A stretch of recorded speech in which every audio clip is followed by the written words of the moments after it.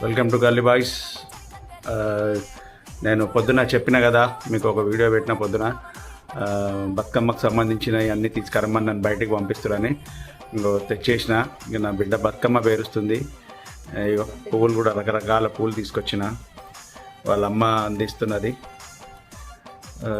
అన్ని పూలు ఉన్నాయి చూడండి. ఇంకా మిగిలినాయి అంటే మిగిలలేదు. ఇంకోటి తోడు బతుకమ్మకి ఏమంటారు దాన్ని?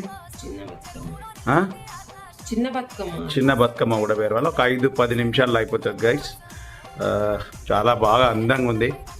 సో ఇంటి ఆడబిడ్డనే బతుకమ్మ పేరవాలంట, అందుకనే కొంచెం లేట్ అయింది. తను కూడా ఇంట్లో చూసుకొని రావాలా, చిన్నపిల్లలు ఉన్నారు.